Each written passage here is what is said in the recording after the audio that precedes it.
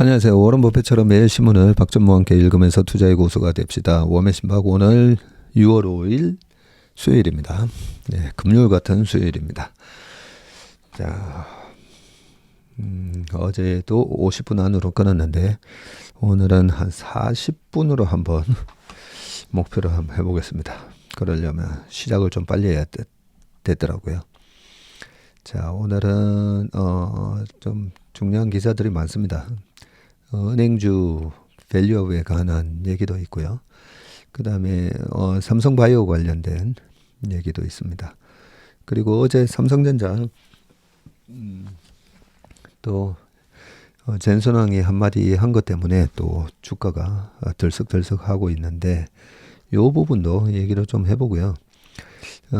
그리고 이 대만테크 지금 박람회인가요 뭔가요? 여기서 AMD도 엔비디아 추격 하면서 리사수가 또 나와서 연설한 게 있고, 자, 반도체가 내년 상반기까지는 계속 이 이익 모멘텀이 살아있기 때문에 계속 봐야 되는데, 자, 그러면 하이닉스는 지금 이 HBM에 대해서 어떤 전략을 갖고 있는지, 또 굉장히 중요한 시점에서 SK 하이닉스의 부사장께서 또 인터뷰한 기사가 있어서 이렇게 크게 종합적으로 판단을 할 수 있는 아주 좋은 기사들이 오늘 많이 나와 있는 것 같습니다.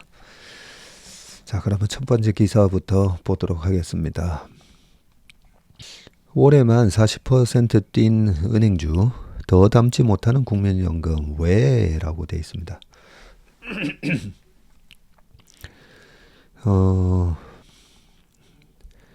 금융지주법에 발목 잡힌 은행주 밸류업이라고 되어 있는데요. 자, 이 머니투데이에서 특집 시리즈 기사인 것 같습니다. 코리아 밸류업의 최대 수혜주로 꼽히는 은행주, 하지만 은행법에 근간을 둔 금융지주사법이 은행주 밸류업을 가로막고 있다. 안정적인 수익률, 전 국민에게 돌아가는 배당 수익으로 국민연금이 최적의 투자자로 꼽히지만 매수하는 데 제한이 따른다. 일부 은행 지주사는 대주주 지분율이 높다는 이유로 자사주 소각을 못할까 고민할 정도이고, 은행주가 밸류업 모범생이 되고 국민 배당주로 거듭날 수 있는 방안을 모색해 본다. 코리아 밸류업의 모범생 은행주를 국민연금 코리아 밸류업의 모범생? 아무튼 은행주를 국민연금이 더 담기 어려운 상황인데, 금융지주회사법으로 지분 보유가 10%까지로 제한돼서다. 예, 은행은 사실 뭐 은행이 주인이 없잖아요.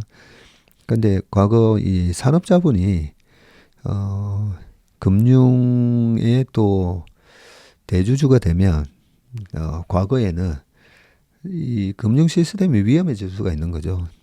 뭐 그냥 예를 들어서 한화그룹이라든지 뭐 포스코, 삼성 뭐 할 거 없습니다. 언제든지 이 대기업이 어떻게 될지는 모르는데 은행을 지배하고 있으면 은행을 통해 가지고 계속 그 대기업이 영위하는 비즈니스에다가 돈을 또 대주고 이러다 보면 이게 한 30년 전만 하더라도 어떤 이 정치적인 힘이 좀 강할 때라 가지고요. 그래서 은행에다가 야 저쪽 회사에다가 돈 좀 빌려줘라. 뭐 이런 게 통했던 시절이었거든요. 30년 전만 하더라도. 그래서 그런 부작용을 사전에 예방하는 차원에서 이 금융지주회사법에서는 지분 보유가 10%를 넘지 못하도록 제한을 해 놓았습니다.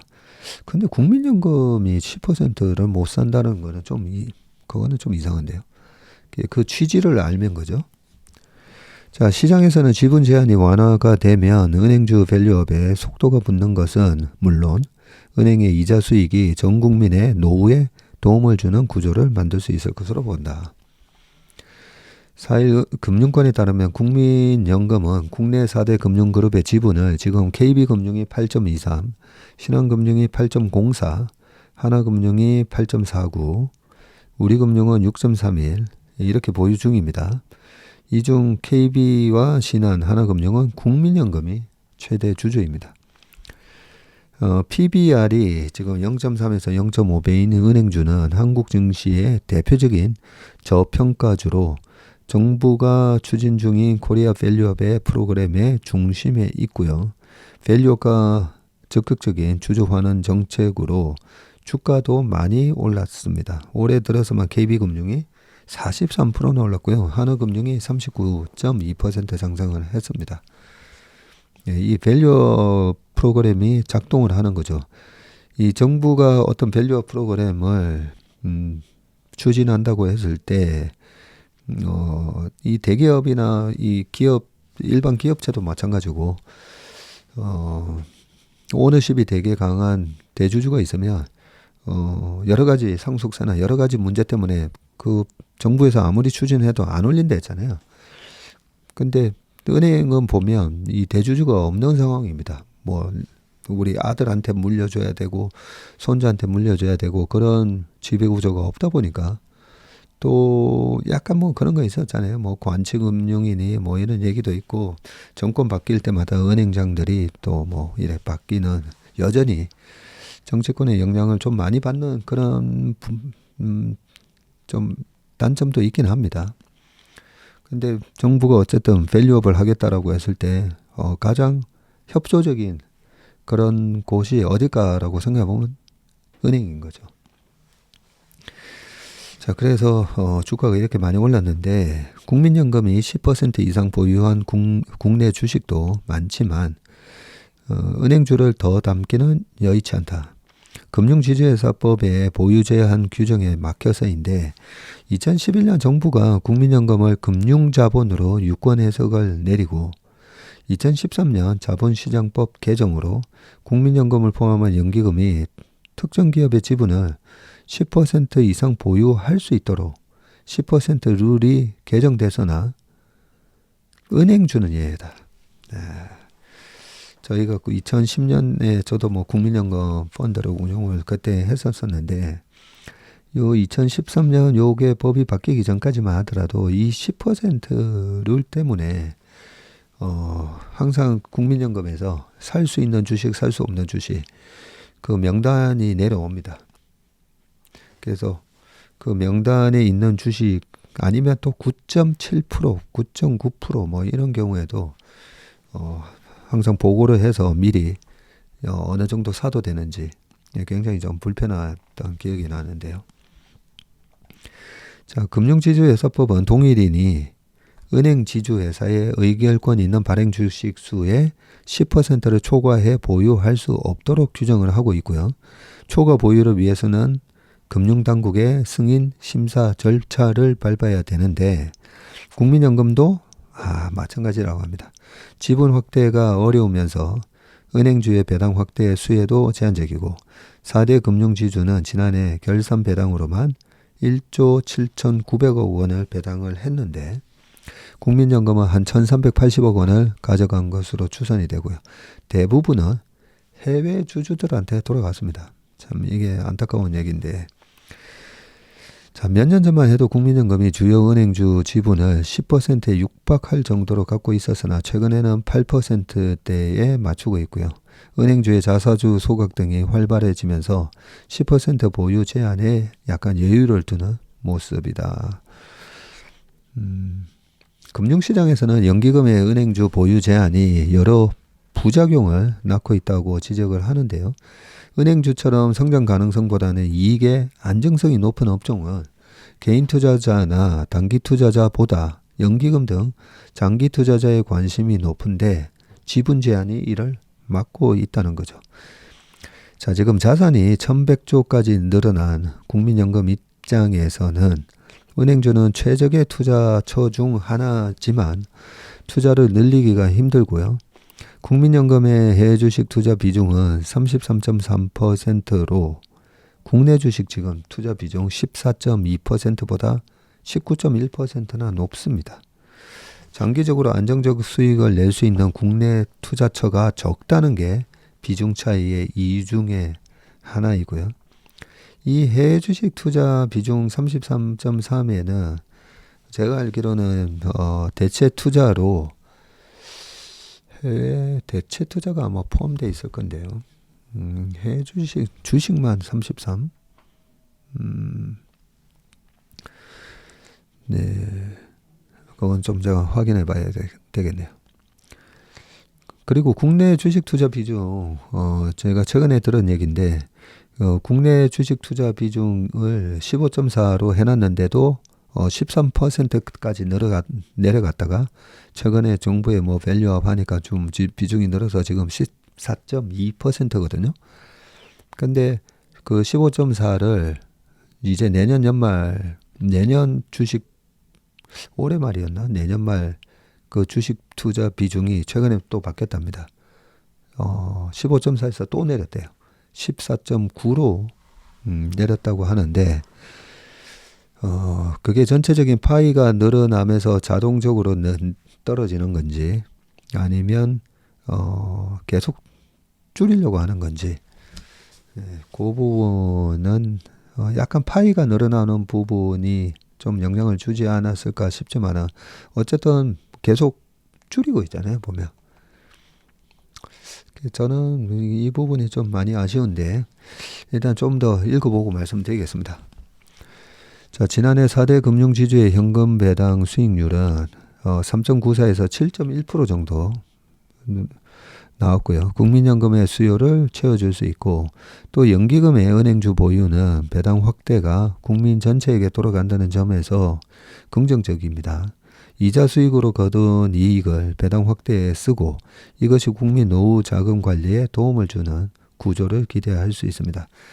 아울러 지분 제한은 국민연금의 직접 투자뿐만 아니라 위탁 운용사의 은행주 매수에도 영향을 주는데, 개인의 관심이 적고 주요 기관의 매수가 제한되는 상황은 은행주 저평가의 주요 원인으로도 지목이 됩니다. 또 외국인의 지분율이 높은 것에도 영향을 주고요. 4대 금융 지금 외국인 지분율이 평균 63%입니다. 63%. 금융주주 고위 관계자는 연기금 지분 제한이 완화된다면 금융그룹 입장에서는 주식을 살 수 있는 투자자가 늘어나는 것이 우선 반가울 거고요. 현재 국민연금뿐만 아니라 위탁 운용사 등 기관 투자자도 제한이 되기 때문에 국내 수급 자체가 어려운 것이 현실입니다. 좀 전에 이제 말씀드렸듯이 국민연금 펀드에 지금 14%라고 돼 있잖아요. 실제로는 지금 14%니까 1000조면 140조, 예, 한 150조 정도 지금 운용하고 있다고 보시면 되고, 그 150조에서 한 절반이 위탁 운용사를 선정해서 아웃소싱을 주거든요. 그리고 나머지 절반은 약간 패시브하게 자체적으로도 운영을 하는데, 그 아웃소싱 준 운용사에서 은행 이번에 밸류업 때문에 괜찮네 하고 살려고 해도 이 10% 제한 때문에 잘 못 산다는 거죠. 자, 일부에서는 국민연금의 은행주 지분 확대가 경영권 간섭으로 이어질 수 있다는 우려가 나오는데, 시중은행 관계자는 부당한 경영권 간섭이 이루어지지 않도록 경영을 잘 하면 해결할 수 있는 문제라고 말을 했고, 부작용을 최소화하기 위해서 단계적인 10% 룰 완화 방식도 거론된다. 이효섭 자본시장연구원은 은산분리 이슈와 엮여 있기 때문에 여러 방면에서 검토를 해야 한다.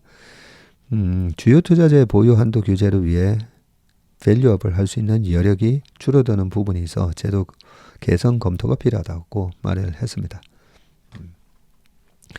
이 국민연금의 지분율이 갈수록 이제 커질 수밖에 없습니다. 그럴 때마다 얘기가 나오는 게 부당한 경영권 간섭이거든요. 근데 국민연금이 보면 너무 보수적으로 너무 공무원처럼 일해서 좀 저 같은 경우에도 예, 그런 부분이 답답한 면이지 어그레시브하게 뭐 경영권 간섭하고 뭐 그러지는 않습니다 보면. 그래서 너무 이 뭐 부당한 경영권 간섭 이 부분은 조금 말이 안 되고요. 오히려 좀 경영권 간섭을 많이 해야 된다는 거죠. 근데 이 경영권이 뭐 사업을 이번에 할 걸 국민연금이 거기 시설 투자하는 거 하지 마라 이런 간섭은 전혀 없습니다. 근데 의결권에서 간섭을 할 수가 있는 거잖아요. 왜냐하면 주총에서 의결권에서 보면 부당한 이사 진 선임이라든지 지배구조를 주주 가치를 훼손하는 그런 경영 의사결정을 내렸을 때 그때 국민연금이 좀 더 적극적으로 나서라는 거잖아요. 근데 이때까지 보면 너무 소극적으로 대응을 한 부분이 많고 그 왜 저렇게 소극적일까라고 생각해 보면 국민연금 출신의 매니저나 CIO들이 분들이 어디로 그다음 행보가 어딘가 보면 다 대기업 계열 보험사라든지 대기업 계열 은행이라든지 대기업 계열 자산운용사로 가는 경우가 대부분이었기 때문에 다음 자리를 생각해서 그런 건가 뭐 이런 그런 의심을 한다는 거죠. 그래서 한편으로는 이 국민연금에 가 계신 뭐 선배님도 계시고 하기 때문에 국민연금이 지금 전주에 가 있잖아요. 주말 부부, 월말 부부 해야 돼요. 그렇게 떨어져서 고생은 고생대로 하는데 급여가 별로 안 높습니다. 급여가. 그러면 그 고생하면서 가서 성과 내부적으로 성과 보수가 그는 어마어마한 저 1100조를 운용하는데 성과 보수 그런 개념이 약하기 때문에 정말 선수들이 안 간다는 거죠. 정말 선수들이 그런 문제가 있고요. 그래서 뭐 이 성과 보수가 좋아야지 정말 말 그대로 부당한 이사회 결정이 있으면 그것도 하고 밸류업을 정부가 추진 안 하더라도 국민연금에서 했었어야 되는 거거든요. 국민연금에서 여러 가지 그 주주 가치를 높일 수 있는 그런 부분을 요구를 많이 했었어야 됩니다. 그게 미국의 자본주의예요. 미국 주식시장은 조금이라도 약간 부당한 그런 경영 결정이 나면 그냥 이사진이 다 쫓겨납니다. 그런 역할을 왜 못할까에 대한 꼬리에 꼬리를 물다 보면 국민연금은 정말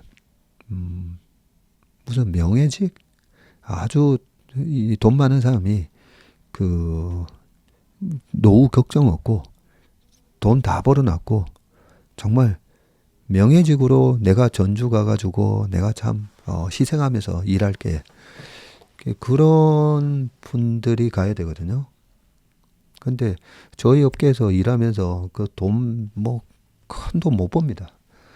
예, 그런 상황이다 보니까 좀 공무원스럽게 일을 하고 국민연금 출신이기 때문에 그 다음 자리에 가가지고 좀 이렇게 좀 고액 연봉을 받을 수 있는 그런 걸 모색을 하다 보니까 이런 것들이 다 보면 다 하나의 문제거든요.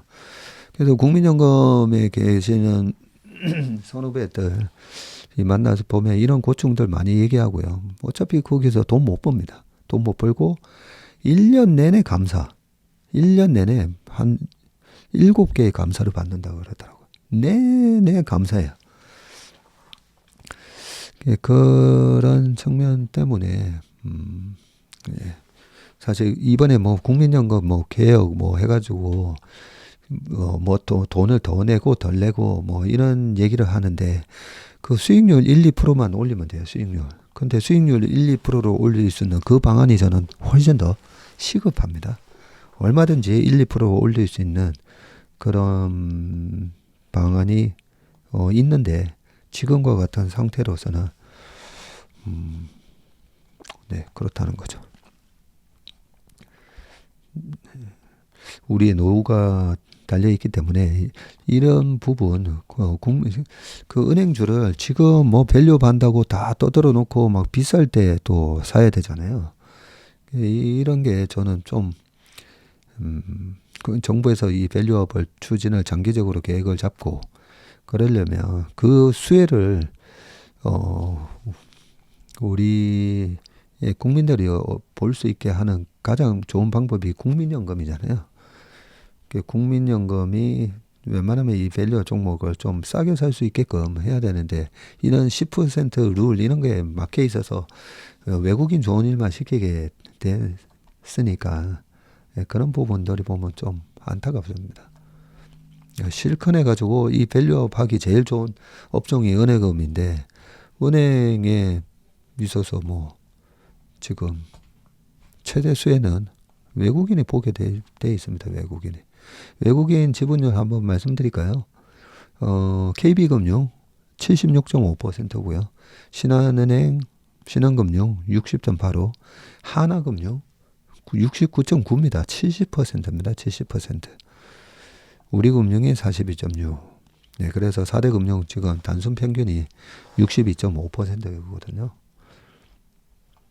네, 안타깝습니다. 자, 그 다음 기사 좀 보겠습니다. 바이오 USA 명당은 삼성모 한국이랑 일할래 회사들 줄 섰다라고 돼 있는데 지금 2024 바이오 USA가 어젠가 뭐 개막을 했죠. 자, 어떤 얘기가 나왔는지 보겠습니다.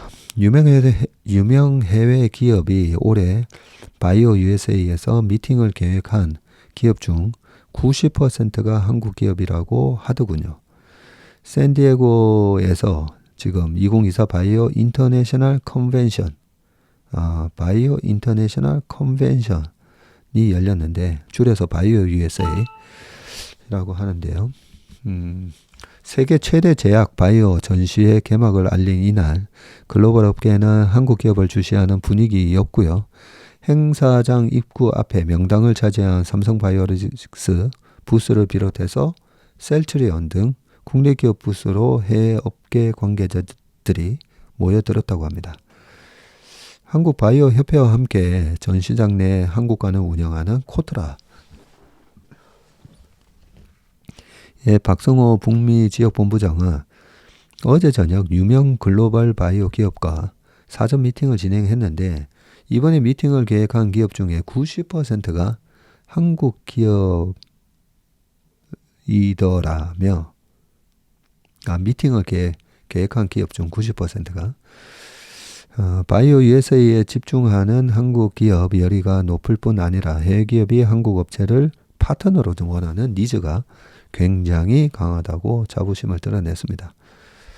개막 첫날인 이날 행사장 앞으로 인파가 몰렸는데 입구 바깥에는 입장 등록을 기다리는 이들로 수십 미터의 긴 대기줄이 만들어졌고요. 바이오 협회에 따르면 올해 행사에 부스를 차린 기업은 1,400여 곳이네요. 참여 기업은 1만 곳이 넘고요. 사전 등록 관람객 수는 18,000여 명에 달한다고 합니다. 국내 기업 참여율도 갈수록 높아지고 있는데 이번에 한국관 내 부스를 차린 국내 기업 및 기관은 총 28곳입니다.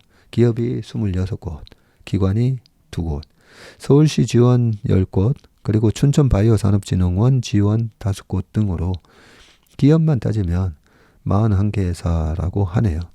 전년에 25개 대비해서 16개나 늘었고요. 여기에 별도 부스를 설치한 개별 기업 및 파트너링 참관객 수를 합치면 1,000여 명 이상이 참가할 것으로 예상을 한다고 합니다.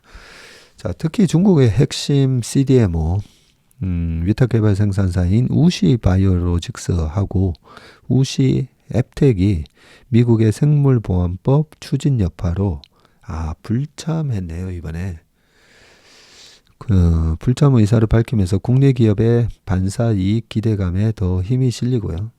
이승규 한국바이오협회 부회장은 ICBA 세계바이오협회 위원회 미국 바이오 산업의 핵심은 보안이라고 강하게 피력하면서 행사에서 비공개로 진행되는 한미 라운드 테이블에서도 이러한 의제가 논의될 것이라고 말을 했습니다. 자, 전시장 명당은 삼성바이오로직스 차지였는데 입구에 들어서서 왼쪽으로 돌면 부스가 보이고 국내 개별 기업 부스 중 가장 큰 42평 크기의 전시장에는 CDO 위탁 개발 사업 새 슬로건인 신속하게 유연하게 고객 중심으로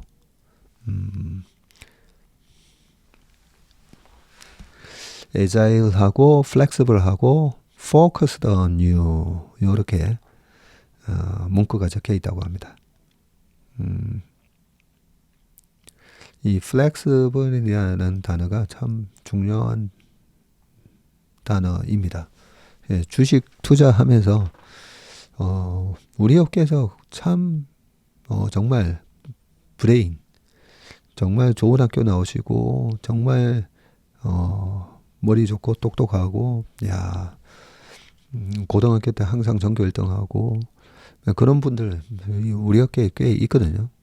꽤 계시는데 어떤 분은 성공하고 어떤 분은 정말 말도 안 되게 저런 분은 그냥 일반 기업체 가셨으면 지금 웬만한 대기업 CEO 하고 계셨을 건데 그런 분이 우리 주식시장에서 정말 이 성공 못하시고 좀 약간 좀 그런 경우가 꽤 있습니다. 꽤. 근데 그런 분들의 어떤 차이가 있을까? 차이가. 어떤 분은 왜 성공했고 어떤 분은 성공하지 못했을까? 거기서 저는 딱 한마디로 이 flexible. flexible인데 그 flexible 하기 위해서는 뭐 flexible의 반대 말로는 저 사람 되게 고집이 세. stubborn하다고 할 수 있잖아요. 그죠? 그러면 항상 이렇게 내 귀를 열고 그래 하면서 좀 flexible하게 대응할 줄 알아야 되고요. 제가 고유하러 한번 갔었잖아요. 저축은행에 고유 운용하러 가면서 그동안에는 고객 자금으로 그냥 펀드 운용만 오랫동안 하다가 고유 자금 운용은 또 한 단계 또 레벨업이거든요. 무조건 수익을 내야 되고 위험 관리도 칼같이 해야 되고 그래서 고유를 굉장히 잘하신 선배분한테 딱 고유하러 가기 전에 여쭤봤어요. 형님 고유 운용할 때 제가 명심해야 될 거 좀 얘기해 주세요 했더니 딱 하신 말씀이 네 IQ가 80이라고 생각하라 얘기하시는 거예요. 그 말씀을 딱 듣고 저는 무슨 말씀인지 한 번에 알아듣긴 했었습니다. 왜냐하면 그때 뭐 고유하러 갔을 때는 2008년 12월 1일 날 갔었는데 2003, 4, 5년 동안에 KTB 자산 갔을 때 제가 모셨던 CIO 분이 이 IQ 80이 되어라는 말을 정확하게 실천하시는 분이 정말 그 운용을 잘 하셨던 분인데 8시 40분까지 저희가 회의를 했거든요. 회의를 하면서 삼성전자 팔자. 그때 왜 팔자 했었지? 팔자 해서 팔기로 했는데 9시 15분, 20분 요때 어떤 창구에서 삼성전자가 이제 밀리다가 확 올라오는 거예요.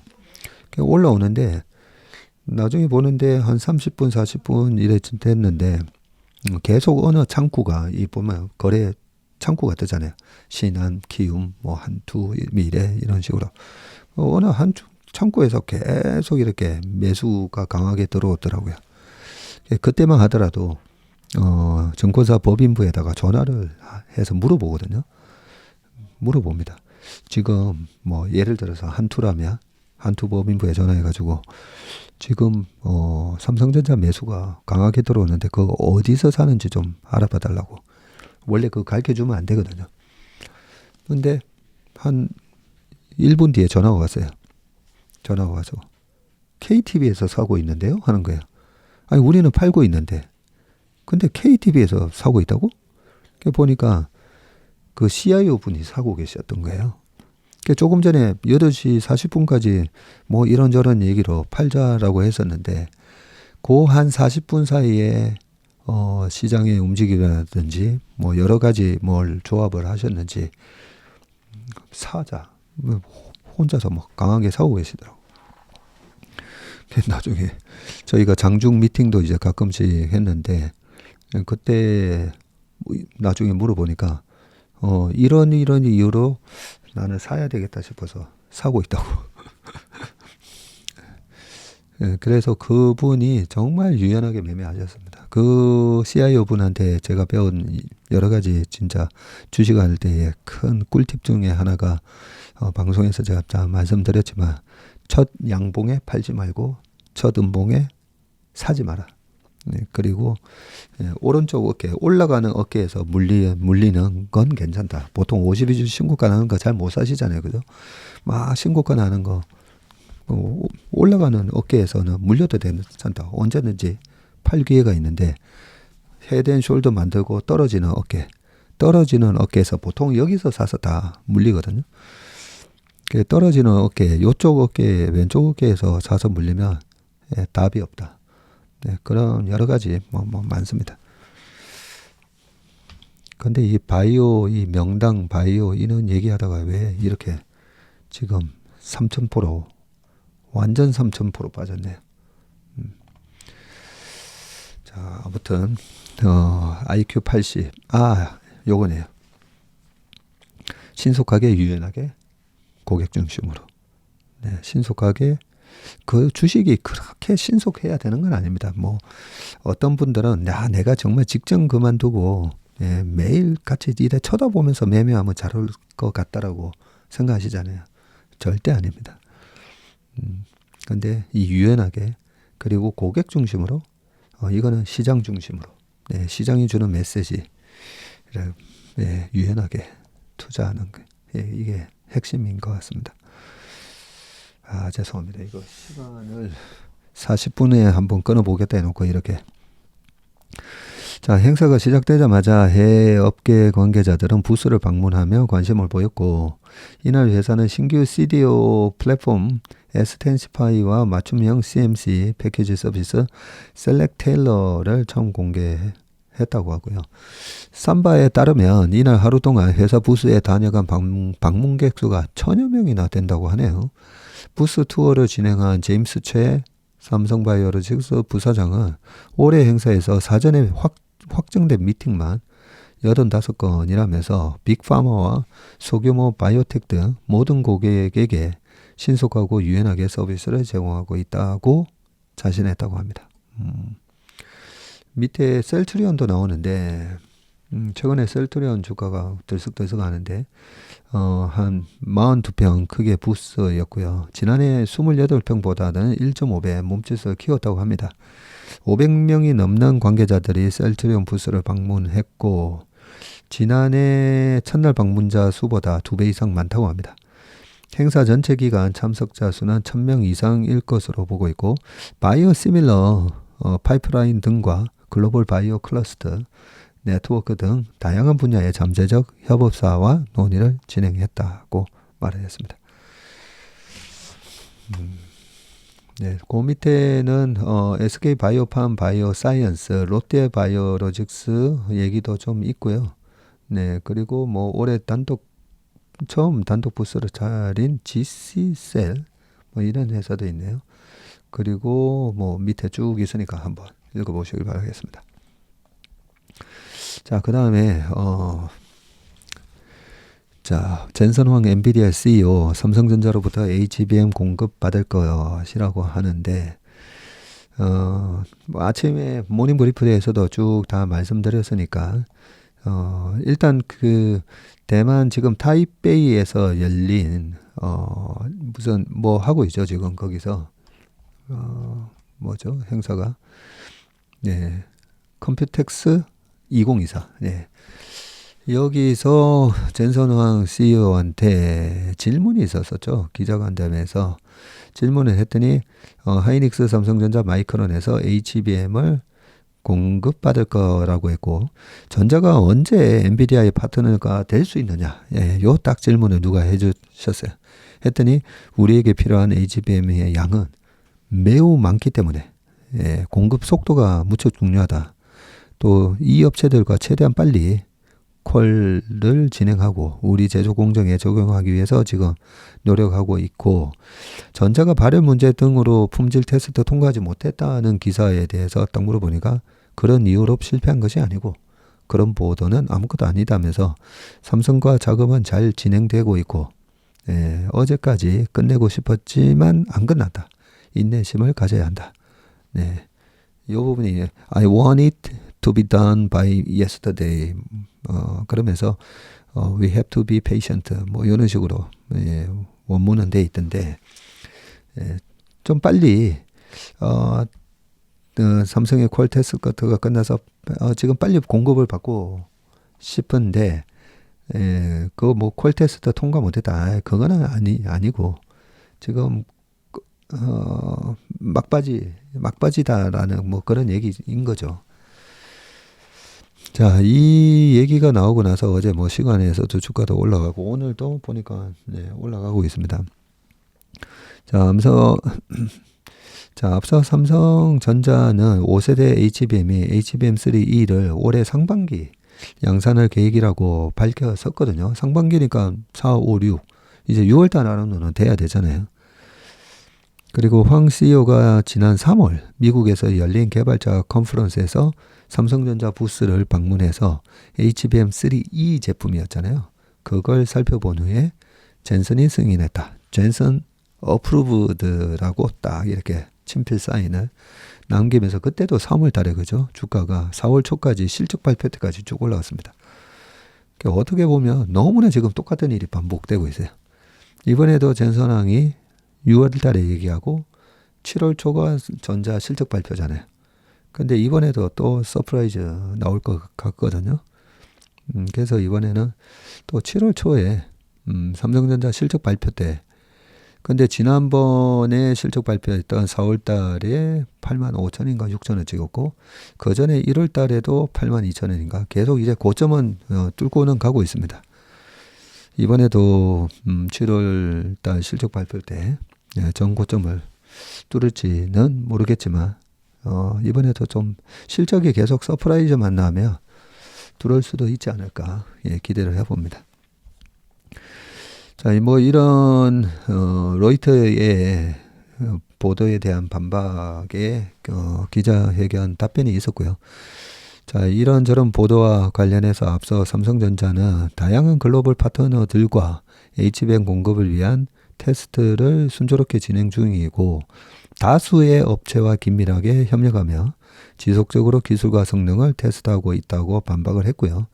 전자는 또 모든 제품에 대해 지속적인 품질 개선과 신뢰성 강화를 위해 노력하고 있다면서 이를 통해 고객들에게 최상의 솔루션을 제공할 예정이다라고 얘기를 했었습니다. 엔비디아에 HBM을 공급하는 기업이 다원화되면 시장 경쟁이 한층 치열해질 거고, 엔비디아에 지금 HBM을 공급하고 있는 회사는 뭐 마이크론도 우리가 공급한다 했지만 사실상 하이닉스가 지금 유일하다고 보면 되고요. AI용 GPU에는 주로 HBM3와 HBM3E가 지금 쓰이는데, 하이닉스가 현재로서는 뭐 가장 유리한 상황입니다. 하이닉스는 HBM 물량이 올해는 물론이고 내년도 거도 다 매진됐다고 밝혔고요. 전자와 하이닉스가 나란히 개발 중인 HBM4 시장 경쟁도 격화할 것으로 보인다. 내년 하반기부터는 이 HBM4가 많이 적용이 된다고 하죠. 엔비디아가 내년 선보일 차세대 AI GPU인 루빈에 HBM4가 적용이 되고요. HBM4는 루빈에는 8개, 루빈 울트라에는 12개가 각각 들어간다고 합니다. 엔비디아의 루빈 출시 일정을 고려해서 전자와 하이닉스가 HBM4 개발에 속도를 낼 것으로 보이고, 하이닉스는 HBM4 개발 시기를 당초 계획보다 1년 앞당겨서 내년에 양산하겠다고 밝혔고, 전자도 내년 HBM4 개발을 목표로 하고 있습니다. 네. 자, 여기서 같은 행사에 참가한 리사수의 AMD는 어떤 내용을 얘기했나 보겠습니다. 주식은 경쟁 구도를 분석하는 거라죠. 얼마나 지금 이 업체가 경쟁 우위를 지속할 수가 있고 후발업체가 얼마나 또 이 선발업체의 경쟁 구도를 깨면서 또 경쟁 우위를 가져가는지 계속 그거 분석하는 게 주식 투자의 핵심이다 라고 워런 버핏이 말씀하셨습니다. 자, 미국 엔비디아가 신제품 출시 주기를 1년으로 단축해서 AI 칩 시장 주도권을 공고히 하겠다는 의지를 드러낸 가운데 경쟁업체 AMD도 서버용 AI 칩을 매년 출시하겠다고 밝혔네요. 자, 리사 수 AMD CEO는 3일 어제입니다. 그저께 대만 타이페이에서 열린 컴퓨텍스 테크 컨퍼런스 기조 연설자로 참여해서 새로운 AI 칩 개발 계획을 공개했고요. AI는 우리의 최우선 과제다. AI가 거의 모든 비즈니스를 변화시키고 삶의 질을 높이며 컴퓨팅 시장의 모든 부분을 재편함에 따라 우리는 업계에 매우 흥미로운 시기의 시작에 있다고 했고요.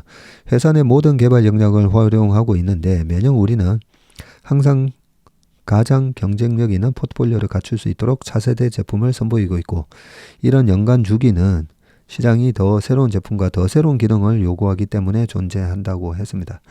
생성형 AI 성능이 매년 향상되고 있는데 올해 4분기를 기점으로 서버용 GPU 신제품을 매년 출시해서 고객사들이 신기술을 보다 빨리 도입하고 적용하도록 도울 것이라고 했고요. 이와 관련해서 올해 4분기에는 MI300 시리즈의 업그레이드 버전이 MI325X를 출시하고요. 25년에는 3나노 공정으로 제조되는 MI350을 출시하고 26년에는 MI400도 내놓을 계획입니다. 리사 수 CEO는 MI325X는 엔비디아 H200보다 2배 더 많은 메모리를 확보하고 30%는 더 빠른 컴퓨팅 속도를 제공한다고 설명을 했습니다. AMD는 세계 최대 파운드리 업체 TSMC와 협력도 강화하는데 리사 수는 TSMC와 협력을 이어가서 프로세스 기술을 3나노 심지어 2나노까지 발전시킬 것이라고 전했고요.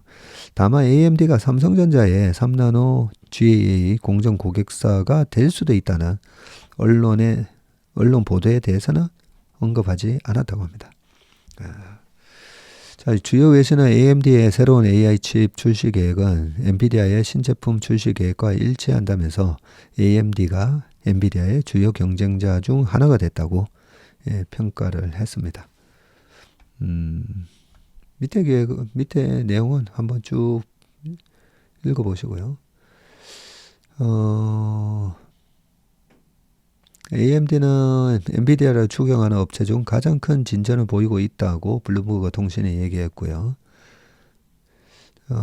AFP는 AMD의 MI325X에 대해서 첨단 데이터 센터부터 첨단 노트북까지 모든 것을 위한 용도라면서 AMD는 엔비디아의 가장 중요한 경쟁자 중 하나로 부상했다. 외신은 GPU 기술에 특화된 엔비디아와 달리 AMD가 GPU 기술 이외에 최첨단 CPU 기술력을 보유했다면서 AMD를 엔비디아의 강력한 경쟁자로 꼽았다. 사실 엔비디아가 2026년만 되더라도 또 주가가 반도체 사이클에 의해서 26년부터는 꺾이지 않을까 싶긴 한데요. 그랬을 때 떨어질 때 어떤 내용들이 나올까? 떨어지면 떨어지는데 왜 떨어지나 이렇게 또 많이 인터뷰를 하니까 그랬을 때는 이 CPU와 GPU가 합친 그런 또 차세대 제품들이 지금 개발에 나서고 있지 않습니까? 그죠? 그런 게 향후 엔비디아의 강력한 또 악재가 될 수 있다고 생각합니다. 엔비디아는 또 엔비디아대로 계속 또 진화하고 있긴 하지만 자, 이와 관련해서 수 CEO는 AI용 CPU 라이젠 AI 300과 라이젠 9000 PC용을 또 공개했고요. TSMC의 4나노 공정을 통해 생산되는 라이젠 AI 300은 마이크로소프트 운용체제에서 AI를 결합해서 인터넷 연결 없이도 AI를 사용할 수 있도록 한답니다. PC용 CPU인 라이젠 9전은 AMD 최신 설계 기술인 젠 5를 적용해서 기존 젠 4 기술로 개발된 CPU보다 성능이 16% 향상됐다라고 합니다. 자, 더 두 가지 기사가 오늘 왜 이렇게 기사가 많죠? 두 가지 기사가 남았는데요. 중국 전기차 배터리의 품질 굴기, 요 부분은 중국 전기차 배터리의 품질이 떨어질 것이라는 고정관념부터 깨야 된다. 최근 2차 전지 업계에서 쉽게 들을 수 있는 말인데, 한국산 전기차나 배터리가 품질을 앞세워서 중국의 저가 공세를 수월하게 이겨낼 수 있다는 막연한 기대감부터 없애고 현실을 직시해야 한다라는 뜻으로 밑에 쭉 내용이 있거든요. 항상 우리가 플렉스블하게 귀를 열고 봐야 되는, 그러지 않으면 정말 주식시장에서 크게 다칩니다. 그래서 그 밑에 내용 한번 쭉 읽어보시기 바라겠습니다.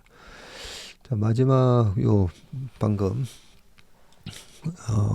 AMD하고 엔비디아에 이어서 하이닉스 요것만 좀 보고 끝내겠습니다. 자, 하이닉스 HBM 수요 증가하지만 투자는 신중하게 늘릴 거다라고 하면서 유병훈 미래전략 담당 부사장께서 HBM 수요가 지속 증가할 것이지만 신중하게 투자를 늘려야 한다. 단기적으로 HBM 시장의 성장이 확실하지만 전방 산업이 자리 잡기 전까지는 변동성을 염두에 둬야 한다. AI 데이터 센터 구축 속도 등 모든 시그널을 감안해서 수요를 전망하고 가장 효율적인 전략을 세워나갈 것이다 라고 했고요. 유 부사장이 지휘하는 미래 전략은 SK 하이닉스의 미래 성장 방향을 고민하고 지원하는 조직인데, 시황이나 트렌드, 경쟁, 환경 등을 파악해서 회사의 성장 전략에 반영하고 수익성을 높이는 역할을 한다고 합니다. 하이닉스는 생산 판매를 최적화하고 제조와 R&D의 원가 효율을 높이기 위해서 올해 미래 전략 조직을 재편하고요. ESG나 활동 지원 등을 조직을 새롭게 편입하고 등등 돼 있고, R&D 조직이 접한 업계 정보와 선행기술 연구 조직이 파악한 변화 등 데이터와 인사이트를 펼쳐놓고 함께 해야 글로벌 경쟁력을 높일 수 있다면서 SSD, Solid State Drive, 이 SSD도 현업에서 수요를 빠르게 읽고 전략 부서에 공유해주면서 사업 전략에 즉시 반영해 선제적으로 대응할 수 있었다라고 얘기를 하고 있습니다. 마지막으로 큰 그림부터 보고 세부적으로 채워나가는 탑다운 관점에서 통찰력과 예지력을 키우겠다 하면서 앞으로는 경쟁 환경을 고려한 합종 연행과 고객 밀착 서비스가 더욱 중요해질 것이라 보고 미래 전략을 고민할 것이라고 말을 했다. 굉장히 이렇게 두리뭉실한 얘기를 한 것 같은데 문구 하나하나가 굉장한 인사이트가 담겨 있는 그런 얘기이고, 단기적으로 여기서 보세요. 단기적으로 성장이 확실하지만 전방 산업이 이제 자리가 잡기 전에 단기적으로 성장이 너무 좋대서 캐파 확장이라든지 공급이라든지 이런 걸 확 했다가는 전방 산업이 실제로 자리 잡기 전, 요즘 전기차 같은 경우 캐즘 많이 얘기하잖아요. 이 캐즘 구간에서 어떻게 보면 지나치게 많은 공급 캐파 때문에 또 박살이 날 수 있으니까 그런 걸 다 염두를 해두고 효율적인 전략을 세워나가겠다라는 아주 중요한 얘기를 해주신 것 같습니다. 오늘 웜의 신박은 여기까지 하겠습니다. 저는 또 금요일 날 아침에 다시 찾아뵙겠습니다. 고맙습니다.